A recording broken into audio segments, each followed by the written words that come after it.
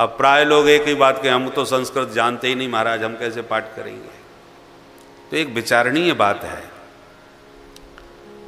मुसलमान कैसा भी हो, पढ़ा लिखा हो या न हो, परंतु वो नमाज पढ़ना जानता है और अपने ग्रंथ की, धर्म ग्रंथ की आयतों को पढ़ता है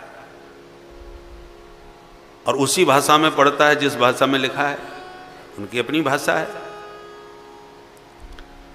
ईसाई कैसा भी हो पर अपने धर्म ग्रंथ का अपनी भाषा में पाठ करता है जिस भाषा में वो लिखा गया है।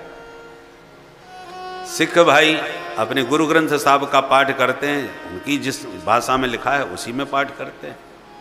सभी अपने अपनी भाषा में और कुछ जानते हो या न जानते हो, पर अपने धर्म ग्रंथ का पाठ करना जानते हैं। केवल हम हिंदुओं से जब कहा जाए कि राम रक्षा स्तोत्र या नारायण कवच का पाठ करो, पहला प्रश्न उठेगा, महाराज हमको संस्कृत नहीं आता।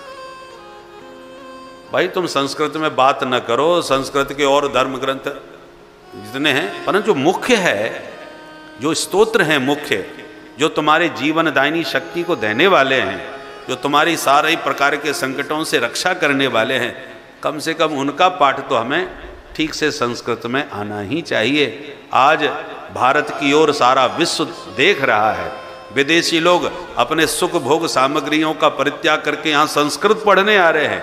आपने अखबारों में पढ़ा होगा, टेलीविजन में भी सुना होगा, इसी वर्ष संपूर्ण आनंद विश्वविद्यालय में एक मारिया नाम की कोई विदेशी महिला आई और उसने संपूर्ण विश्वविद्यालय में प्रथम स्थान प्राप्त किया था शास्त्री में।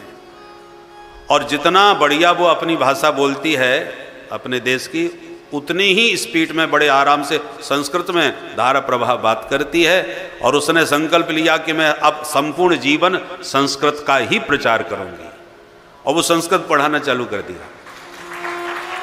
संस्कृत पढ़ाती है तो अपनी भाषा, अपना देश, सब कुछ छोड़ करके वो संस्कृत के रंग में रंगी हुई है इतनी दूर से आके, और हम संस्कृत से भाग रहे हैं उस विदेशी भाषा की तरफ।